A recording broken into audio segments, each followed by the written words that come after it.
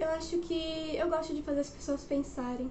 Principalmente quando é algo relativo à ciência que pra nós é tão automático, intuitivo. Mas agora imagine que você é um ser vivo que detém conhecimento acumulado ao longo de sua existência. Como a tua espécie vai evoluir se tiver que reaprender o teu conhecimento a cada geração que for passando? É aí que entra o armazenamento e a passagem de informação que foram e sempre serão importantes para a nossa sociedade. Mas, afinal, o que é informação? Oi, meu nome é Nicole, sou estudante de Ciência da Computação e esse vídeo é baseado numa sugestão do Guilherme Naito, em que ele comentou no vídeo sobre o que é Ciência da Computação e para que serve. Eu vou deixar linkado aqui nos cards e também na descrição. Em que ele diz: muito bom o vídeo, muito bom mesmo. Ai, obrigada. Mostrando como é feito macarrão, parafuso e clipes de papel. Uma coisa que eu tenho dúvida até hoje é tipo, sei lá, como é digitalizado, bitado as coisas num sistema computacional. Tipo, eu sei que os sistemas básicos de entrada funcionam com 1 e 0 bits, mas não entendo a conversão do físico em digital ou algo assim. Então esse vídeo é baseado nessa sugestão. Muito obrigada pela sugestão, Guilherme, e vamos pro vídeo. É claro que esse é um conceito vasto e que requer horas de vídeo se fôssemos tratar todas as áreas de atuação da informação, mas nesse vídeo vamos focar só na área da computação. E como na computação tudo se resume a abstrair conceitos da vida real para uma forma facilitada de processamento para as máquinas, a informação também não foge muito disso. Se tu vive no planeta Terra, já deve ter escutado termos números binários, né? Esses números servem para facilitar a conversão dos dados para uma forma que seja compatível e facilitada de processamento, tanto para software quanto para hardware, que, como eu imagino que a grande maioria de vocês já deva saber, mas com certeza tem pessoas leigas que ainda não sabem, é aquele sistema binário, né, que é muito utilizado pelos computadores, constituído de 2 dígitos, o 0 e o 1. Estou mostrando aqui no meu quadrinho para ficar mais interativo para vocês. Aí, com a combinação desses números, o computador vai criando várias informações, palavra, texto, cálculo, letra, etc. E sistema binário não é tão complexo, tão difícil, não é um bicho de 7 cabeças. Qual que é a real diferença? A nossa base que a gente conhece e usa, né, a base decimal, a base 10. E o sistema binário é base 2, né, a base binária. Então aqui eu vou colocar alguns exemplos dos números, né, da base decimal que a gente conhece, e do binário que pra gente é meio estranho, né? Como a gente trabalha diariamente, estuda e lê tudo em decimal. Então, dando alguns exemplos aqui para quem nunca nem viu isso. Por exemplo, o número 0, em decimal, que a gente tanto conhece esse número. Em binário, ele é exatamente a mesma coisa, 0. O número 1 se escreve em binário como 0, 1. O número 2 é a mesma coisa que o número 1, mas trocando de lugar. O número 3 é reconhecido pelos computadores como 1, 1. E o número 4, meu Deus, e agora o que eu faço? Já acabou minhas opções. E o número 4 é exatamente a mesma coisa que 1, 0, 0. E se a gente quisesse seguir aqui essa sequência, é exatamente a mesma coisa, só seguindo essa ordem. Número 5, 1, 0, 1. O número 6 é 1, 1 e 0. Número 7, 1, 1, 1. E entendendo essa lógica, entendendo os números binários é a coisa mais importante do mundo para a computação. Tanto para te saber converter, quanto para entender de fato, até porque a base binária não é a única base que existe. Desde binários com base 2 até decimal com base 10, octal com base 8, hexadecimal com base 16, então tem muitas bases para te conhecer ainda. Mas nesse vídeo vamos focar aí na base binária, que é mais importante para o nosso assunto de hoje. Aí foi só um breve resumo bem improvisado aqui com o meu quadrinho para vocês. E com isso é possível traduzir a informação com que a gente se comunica e se entende para uma base de linguagem diferente, que é a forma que as máquinas atuais trabalham. Para que vocês tenham uma ideia de como é traduzida a informação que queremos passar para as máquinas, vamos entender como que elas entendem nossa informação e transformam para a base delas de forma automática. E tudo isso requer um grande trabalho da parte física da máquina. E antes de falar como as máquinas atuais funcionam, vamos fazer uma experiência para demonstrar a possibilidade de fazer isso, que são várias. Então eu e o Davi, que foi quem me ajudou no roteiro desse vídeo, fizemos um circuito eletrônico que envolve LEDs, botões, resistores e uma bateria. E esse circuito vai permitir que a gente represente os bits de uma forma visual para vocês. Dentro desse circuito eletrônico temos 4 botões e quando apertarmos algum desses botões, o LED correspondente a ele vai acender. Dando uma recapitulada, se vocês lembrarem o que eu falei, os números binários possuem dois estados, verdadeiro ou falso. E com esses estados é possível a gente representar uma informação. Pode ser um número ou também uma letra, como eu vou falar para vocês mais na frente no vídeo. Por exemplo, se tu quiser representar o número 1 em binário, trazer isso com uma informação de bit, é só acender o primeiro LED. O que significa que isso é 0001, ou seja, o número 1. Então, como podem ver, através do binário, tu consegue fazer uma informação, fazer um número, etc., fazer um monte de coisa. Tudo isso através desses bits. Cada um desses LEDs é um bit. E sabemos que o número 2 em binário é 0010, então esse aqui tem que acender, representando o número 2. Se tu quiser fazer o número 3, que é a combinação desses dois. Prontinho, número 3. O número 4, que é 0100. E enfim. E é claro que com cada um desses LEDs a gente consegue fazer diversas informações. E isso aí que é o bit. Enfim, chegamos nas explicações sobre bits. Vocês devem ter notado que eu fiquei falando o tempo todo a palavra informação nesse vídeo todo. E isso foi intencional, já que para a computação o bit nada mais é que a abstração ou representação da informação, utilizando bases numéricas com nível lógico 1 para verdadeiro e 0 para falso. Claro que a forma que apresentei para vocês da representação dos bits não passa nem perto da complexidade que é criado um bit atualmente, muito menos processado.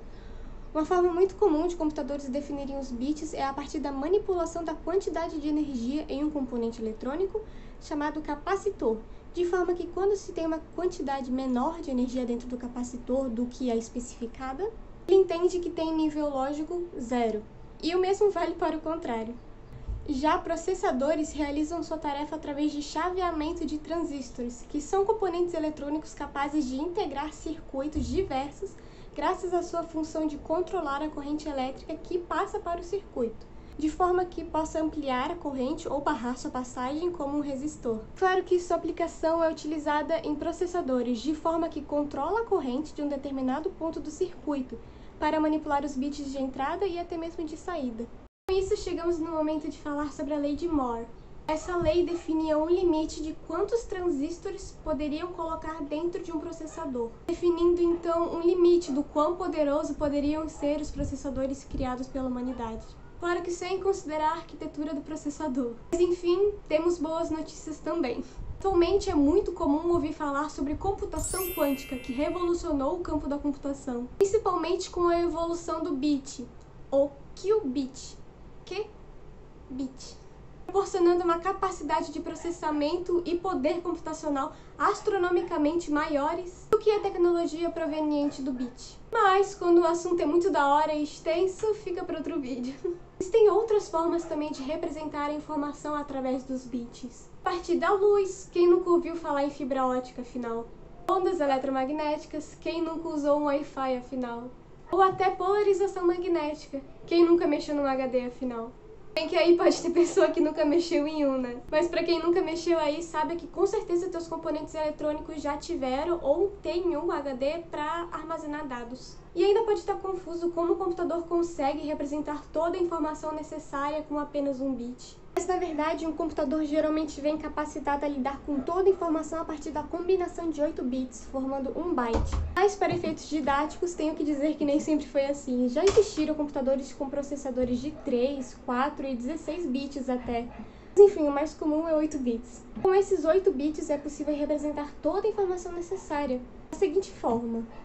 Infelizmente, na computação, na maior parte das vezes, precisamos abstrair as coisas, então soltem a imaginação comigo, tá? Cada bit possui dois estados lógicos, nível 1 e nível 0, e cada byte representam 8 bits. Se combinarmos esses bits entre si, cada combinação desses estados representando uma letra, número ou símbolo, teremos exatamente 256 possibilidades de dígito a cada byte processado.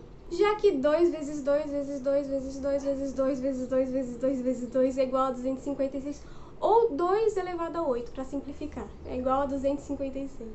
Isso contando que temos 27 letras no nosso alfabeto, mais essa cedilha, fora as letras com acentos, números e os símbolos. E isso tudo é amparado pela tabela ASCII-2, que foi criada para servir de referência padronizada para esse tipo de conversão, de informação nos sistemas. Agora eu vou mostrar de forma exemplificada o que é a tabela ASCII 2, de que forma é utilizada e vocês vão entender por que toda a informação é feita através de 1 byte, ou seja, 8 bits, de forma mais intuitiva. Por exemplo, caso um byte qualquer da tua máquina esteja com o valor armazenado 22 em decimal, que é o que a gente conhece, através dos bits, e você puxa esse valor para o seu programa, o que vai acontecer internamente é a checagem de qual combinação binária desses bits correspondem à informação que tu quer, que é o número 22. Pois então, se convertermos o número 22 para binário, utilizando um método aqui que eu vou utilizar, 22 não dá para subtrair de 32, então tá desligado, de 16 dá, então tá ligado, sobram 6, então 8 não, 4 mais 2 dá 6, então esses dois estão ligados. Esse aqui vai ser o binário esperado. Ok, mas então como fica a conversão de símbolo? E se eu tenho um A lá no meu computador, como que isso vai passar para a base binária, para a base 2?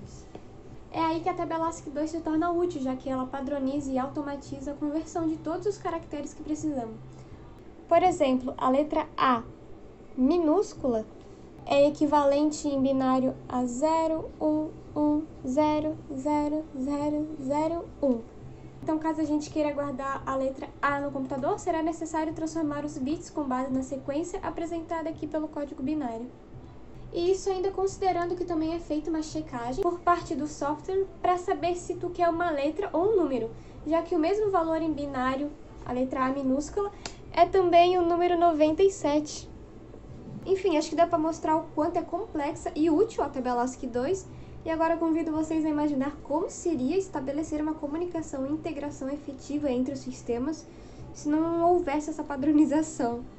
Eu tenho meu palpite que seria impossível. Eu não sei se eu consegui passar o quão grandioso foi a criação dos bits para que a gente tenha toda essa tecnologia que a gente consegue ter hoje. Mas então vamos colocar em escala o seguinte. Imagina que tu quer baixar um jogo como o Hollow Knight, que sabemos que é o melhor jogo de todos, que é o meu jogo preferido, e que precisa pelo menos de 9 GB de espaço. Sendo que 8 bits é igual a 1 byte, 1024 bytes é igual a 1 KB, 1024 kilobytes é igual a 1 megabyte, e 1024 megabytes é igual a 1 gigabyte. Ufa, finalmente chegamos no giga. Agora, se usarmos essa escala de conversão no nosso tão querido joguinho, teremos que ter apenas 77.309.411.328 bits de espaço para armazenamento. Não, eu não tô lendo, sim, eu decorei esse número para falar para você. Então, se eu já demorei um pouco para decorar esse número, nem queira imaginar para processar todas essas informações. Ou até, quem sabe, não vem um vídeo disso. Mas, enfim. Acho que deu para demonstrar um pouco como a base de todos os nossos componentes eletrônicos funcionam, inclusive nossos celulares, computadores e etc. Que, de uma maneira ou de outra, é o bit. Muito obrigada, bit! Mas então esse foi o vídeo, espero que tenham gostado, falando um pouco sobre bit e computação. Tudo isso com a sugestão do Guilherme Knight, obrigado de novo pela sugestão, adorei. Eu tô sempre marcando a sugestão de vocês, então, como eu sempre falo, se tiver mais alguma, deixa nos comentários, por favor. E como sempre em todos os meus vídeos, referências e posts para caso tu quiser ler mais, eu vou estar sempre deixando na descrição. Eu tive que estudar bastante para escrever o roteiro desse vídeo, então muito obrigada, fez eu aprender muito, espero que vocês tenham conseguido aprender também. E qualquer dúvida deixa nos comentários que eu vou tentar ao máximo resolver tua dúvida. E até minhas dúvidas também, com certeza. E o Batata, que era o gatinho que tava lá no começo aqui, agora ele tá aqui. Ah, só porque eu mostrei tu vai querer sair, né? Eu te conheço, é óbvio. Tava no meu colo. Ana tá ali, ó. Todo mundo sempre pede a Nana. Dá tchau, filho. Tchau, obrigado por assistir. Dá tchau pra eles, Batata. Tchau, obrigado por assistir. Deixa um comentário.